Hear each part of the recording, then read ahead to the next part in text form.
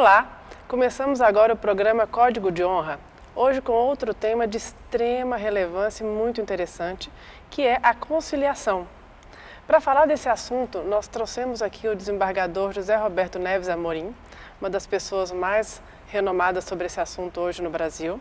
Ele que é desembargador da 2ª Câmara de Direito Privado do Tribunal de Justiça de São Paulo, vice-diretor da Faculdade de Direito da FAAP, também ex-conselheiro do CNJ, coordenador do NUPEMEC.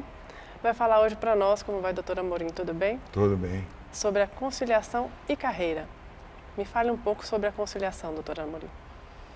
Nós falamos de conciliação e mediação como uma solução de conflitos, adequada de conflitos, porque hoje nós pensamos numa justiça multiportas, né?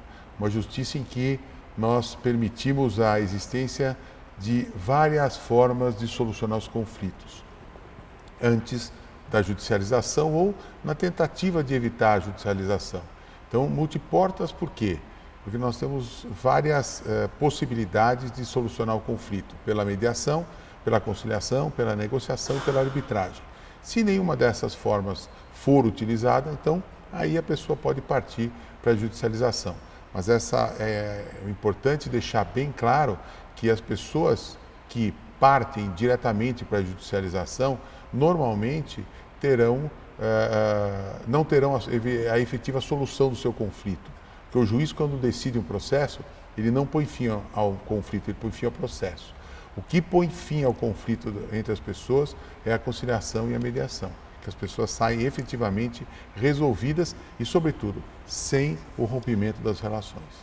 Vai haver então uma mudança cultural, provavelmente, no judiciário e nas pessoas em geral, onde elas provavelmente irão para uma solução de conciliação ou mediação antes de ir para o Poder Judiciário, é isso? Sim, a ideia dessa política pública é justamente uma mudança de cultura. É começar a mostrar para as pessoas que não vale a pena esse conflito judicial. O judiciário vai continuar existindo, o judiciário é imprescindível à democracia, ao Estado de Direito, mas ele deve ser acionado somente quando houver a necessidade da participação do Estado, a intervenção do Estado na vida das pessoas.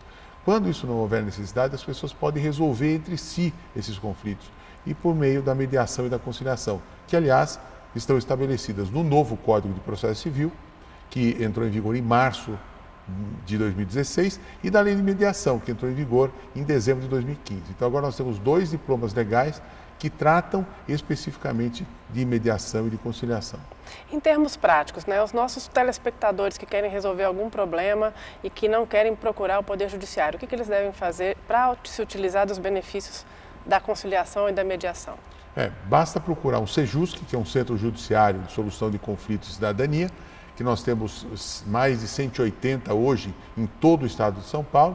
Nós temos aqui o CEJUSC Central, que fica na Barra Funda, né? Você que tem algum problema e necessita, pode ir a esse CEJUSC ou algum da sua comarca, né, para procurar, e é onde há um juiz, há toda uma estrutura à sua espera, e é gratuito, né? Você chega lá, faz a sua reclamação, o CEJUSC vai emitir um convite para que a outra pessoa compareça num dia determinado, e vai haver lá um mediador ou um conciliador que vai fazer a mediação ou conciliação dependendo do caso, e depois encaminhará para um juiz que vai homologar. E aí você tem uma sentença, um título executivo judicial, que, se não for cumprido, obrigará ao cumprimento, sem existência daquele processo que dura anos na sua vida, que dá um desgaste muito grande, que dá um desgaste de relação e tudo mais. Então, é uma maneira muito simples de solucionar o conflito e sem custo nenhum. E o que é mais interessante é que as partes, no final, acabam chegando a algum tipo de acordo em função da mediação e da conciliação, o que facilita o cumprimento daquela decisão. O senhor concorda? Sim, perfeitamente. É exatamente isso. O relacionamento fica mantido. E com isso as pessoas ficam melhor. Elas continuam amigas, continuam se dando bem, diferentemente do processo. E a vantagem é que quando elas mesmas encontram a solução do seu conflito, o conflito está resolvido. Não é uma imposição. A sentença do juiz é uma imposição, ou seja, o Estado impõe a vontade dele para as pessoas. Quando há mediação e a conciliação, não há essa imposição. As pessoas mesmo encontram a solução do seu conflito. E aí, dificilmente há um descumprimento. Estatisticamente, 96% dos acordos são cumpridos. Então, quase a totalidade das pessoas que procuram mediação tem a solução definitiva do conflito. E nós começamos o nosso programa falando sobre a conciliação e carreira, né? Qual que é a possibilidade de carreira a partir da conciliação? Olha, nós temos, primeiro, a conciliação e mediação judiciais, em que a pessoa faz a capacitação, conforme está previsto na lei e no código, faz o curso estabelecido pelo CNJ, o regramento CNJ, aí ela vai receber um certificado. Esse curso é teórico e prático. Ela pega esse certificado e registra no núcleo, ela se tornou um mediador judicial. Tá certo? Há um controle, há necessidade sim do registro do certificado no núcleo, porque o judiciário, segundo a lei, tem que controlar todo esse tipo de pessoas que têm essa qualificação. E aí você pode ainda ser também um mediador privado, participando de uma câmara privada, tá certo? E aí você vai ganhar de acordo com o seu trabalho, de acordo com o que for cobrado particularmente pela Câmara. E a vantagem da Câmara privada é que ela também é credenciada no tribunal e a Câmara pode buscar aquela homologação judicial. Aquela homologação que eu falei do Sejusc, ela pode vir também pela Câmara privada. Então, é a mesma coisa que fizesse num Sejusc, entendeu? Então, é muito simples de fazer e as câmaras têm funcionado bastante. Nós temos mais de 20 câmaras já cadastradas no tribunal. E quais são os requisitos mínimos para se fazer essa capacitação para ser um conciliador ou mediador? A capacitação ela obedece um programa do CNJ, 40 horas práticas, 40 horas teóricas e 60 horas práticas dentro de um programa. Esse é o programa mínimo. Logicamente, existe, não é só a Escola da Magistratura, por exemplo, dá esse curso, e outras faculdades são credenciadas. Se você quiser saber, entra no site do Tribunal de Justiça e procura lá no PEMEC. Lá você vai encontrar todas as instituições cadastradas para o curso. E aí você pode escolher qualquer delas, porque todas elas estão com seus programas aprovados pelo tribunal. E as câmaras privadas também estão cadastradas lá. Mas a pessoa precisa ser formada em direito? Não, ela pode ser formada em quê? A vantagem da mediação e da conciliação é que ela é multidisciplinar. Então ela aceita qualquer tipo de carreira. A única exigência legal é que ela seja formada há pelo menos 2 anos. E o que seria o NUPEMEC?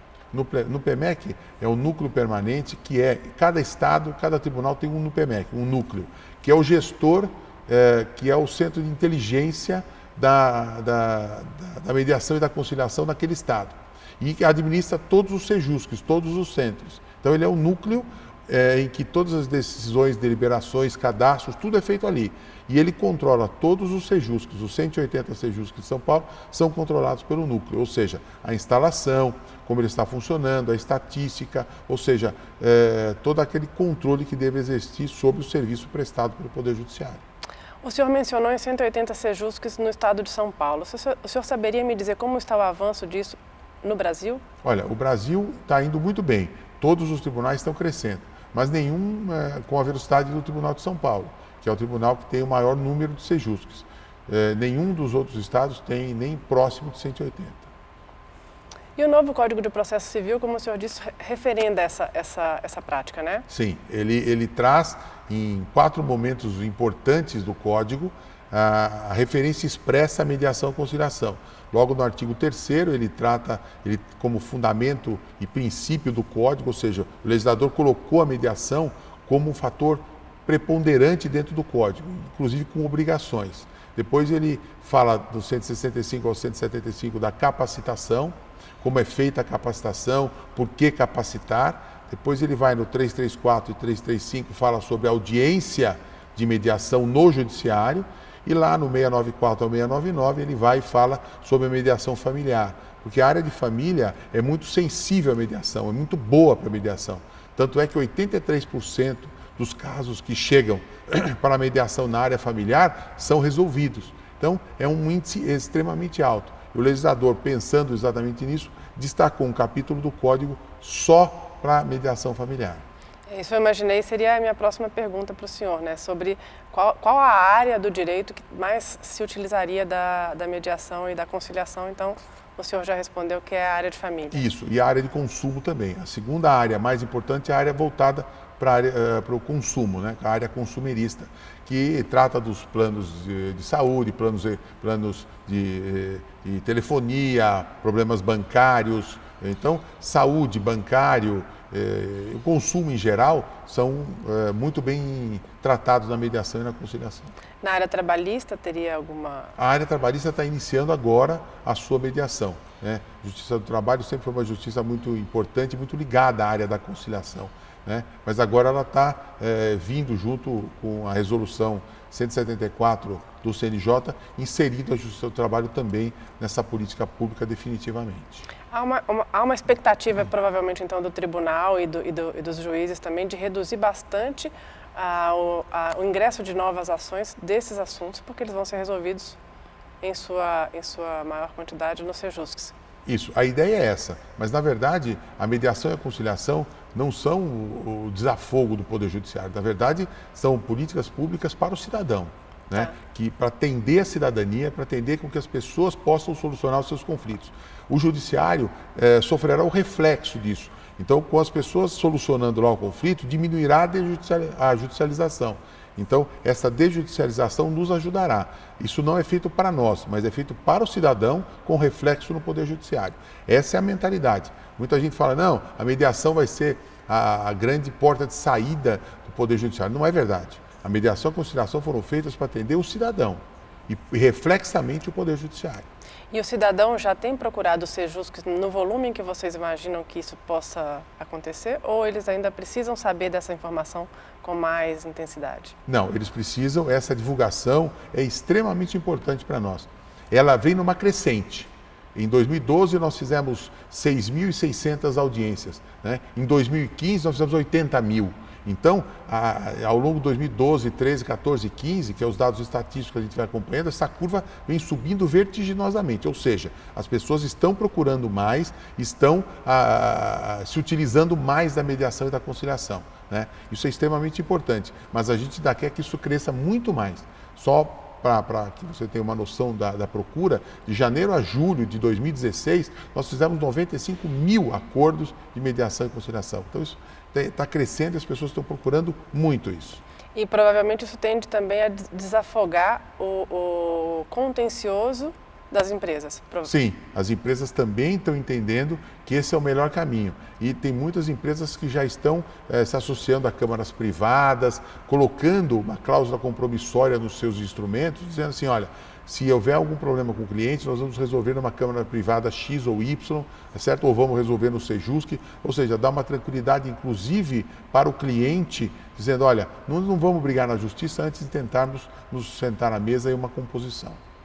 Porque mostra a boa-fé da empresa no tocante ao próprio cidadão, né? Exatamente, mostra o respeito que a empresa tem do seu consumidor. Perfeito. Dr. Neves Amorim, sobre conciliação e mediação, o que o senhor poderia falar para os nossos telespectadores que seja de relevância e de interesse deles?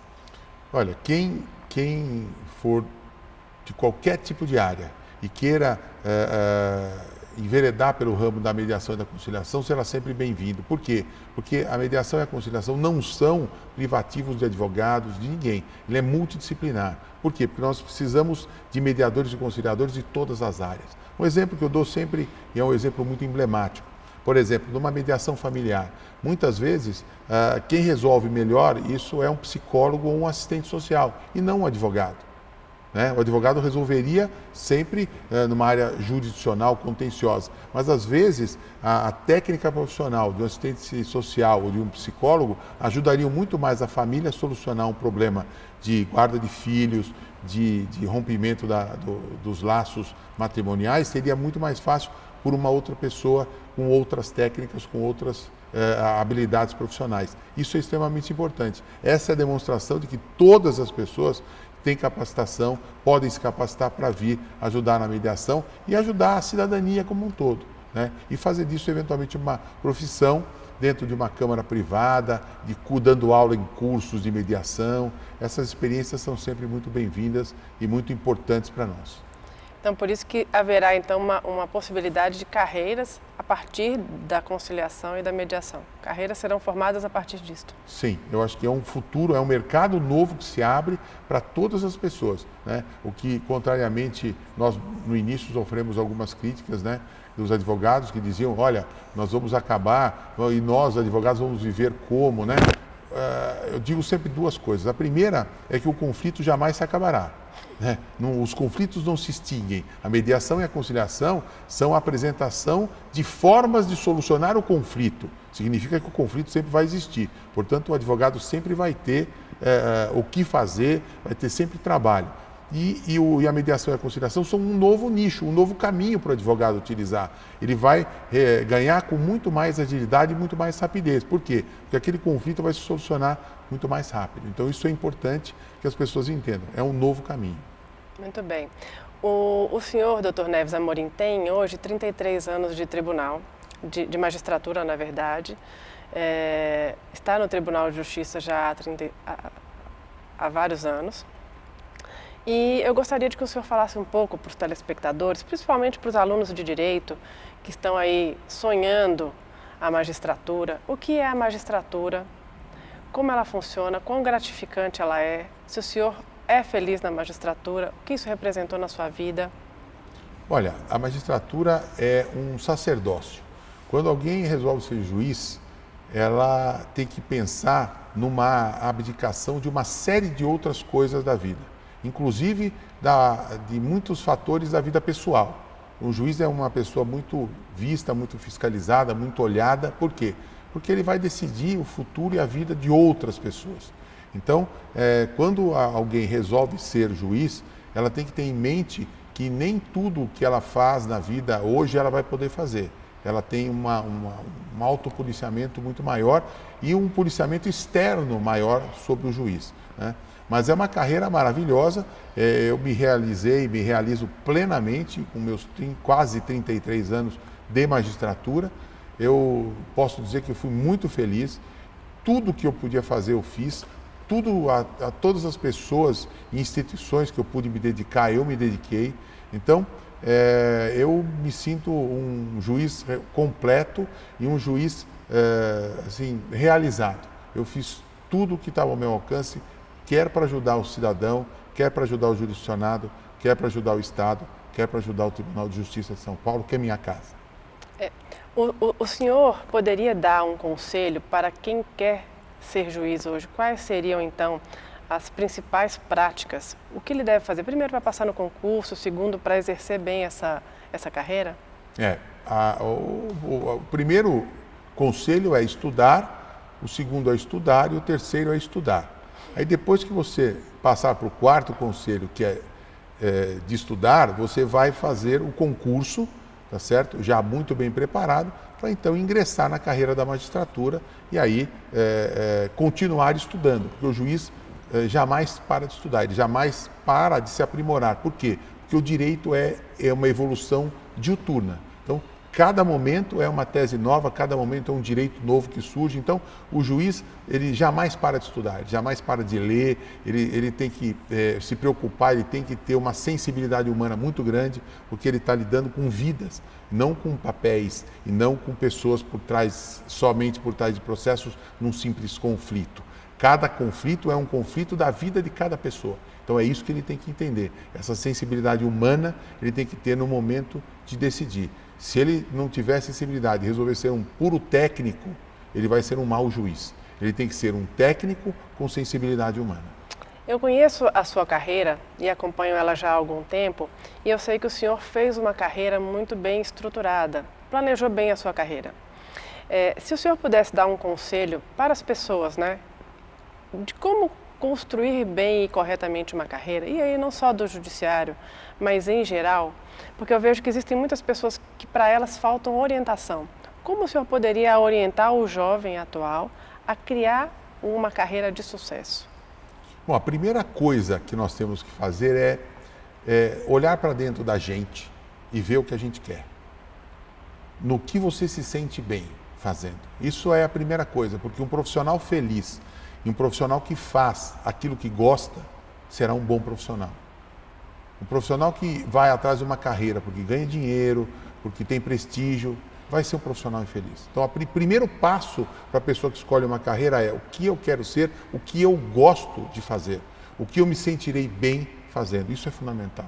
E daí para frente ela vai começar a estruturar, e a hora que ela escolhe, ela vai começar a criar os seus próprios patamares e suas próprias orientações.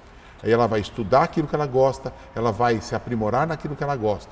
E nunca pode se esquecer da ética profissional, nunca pode se esquecer do respeito, nunca pode se esquecer que sempre haverá um ser humano dentro dele e um ser humano fora dele que ele poderá atender na sua carreira profissional. Então essa sensibilidade humana é fundamental para todos os profissionais. E depois a preparação técnica, porque não adianta conhecer as técnicas e as teorias se você não tiver uma sensibilidade humana. Isso diz o psiquiatra Carl Gustav Jung, e ele já dizia isso com muita propriedade. E o senhor acha que para chegar ao sucesso precisa de muita dedicação, foco, o que mais? Olha, se você quiser ser um profissional de sucesso, um profissional de êxito, você tem que ter objetivos. A vida é posta, na minha opinião, de objetivos. Sempre que você atinge um objetivo, imediatamente você tem que portar outro objetivo. Isso é fundamental, porque assim você anda para frente. Então, você colocando, por exemplo, meu objetivo era ser juiz. Depois o meu objetivo era fazer um mestrado, eu fiz. Depois o outro era o doutorado, eu fiz. E aí eu fui crescendo e evoluindo, né? Então, mediante a colocação de objetivos, você vai atingindo objetivos, você vai andando para frente. Então, a vida é feita de objetivos. E esses objetivos é que fazem que a vida seja boa, a vida seja feliz, a vida seja realizada. Nós sabemos que o senhor está em vias de se aposentar. O senhor gostaria de dar uma última palavra como desembargador do Tribunal de Justiça de São Paulo para todos nós? Eu gostaria de agradecer, né, toda a acolhida que eu tive no tribunal desde 1984, quando eu entrei, 6 de janeiro de 1984, quando eu tomei posse. Eu só tive sucesso e alegria, fiz muitos amigos, tive muito apoio, fui muito instigado a fazer coisas, e que é uma coisa minha também, de querer fazer coisas, de querer ajudar, né? Mas eu só tenho a agradecer ao Poder Judiciário Paulista pela acolhida que me deu, por todas as pessoas com quem eu convivi, que foram assim extremamente amigas, parceiras, e que me fizeram fazer uma carreira, me fizeram trilhar uma carreira repleta de realização. Eu não tenho um senão para falar da magistratura paulista, de ninguém da magistratura paulista, pelo contrário, só agradecer. E qual é a sensação, Dr. Neves Amorim, de se aposentar e de sair de um tribunal desta magnitude, de uma posição desta, depois de 33 anos de tanta dedicação? A sensação é de que eu cumpri a minha missão, de que eu fiz tudo o que eu podia fazer e tudo que estava ao meu alcance, me dediquei de corpo e alma a tudo aquilo que fiz. Fiz com amor, com dedicação. E que eu continuarei sendo juiz, né? Jamais deixarei de ser juiz, que isso está em mim, eu vou morrer juiz, né? Porque isso faz parte da minha vida e sempre fará, né? Embora eu possa estar exercendo outras atividades, né? Que estarão sempre de uma forma ou de outra ligadas ao Poder Judiciário, ligadas à humanidade, ligadas à possibilidade de ajudar o cidadão. É isso que eu vou fazer. Então, por uma outra perspectiva, apenas isso.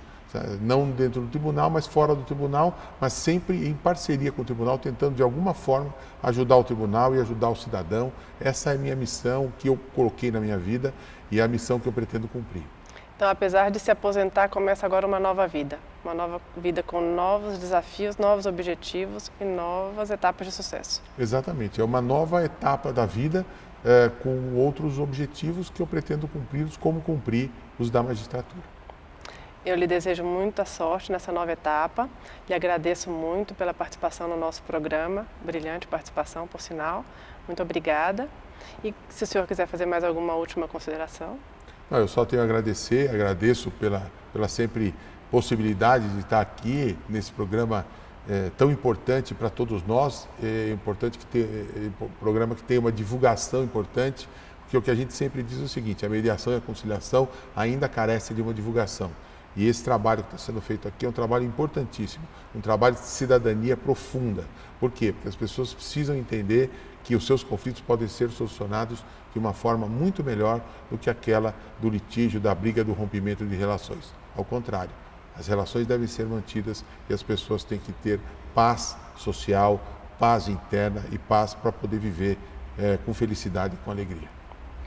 Muito obrigada, Dr. Neves Amorim. E nós encerramos agora o nosso programa Código de Honra.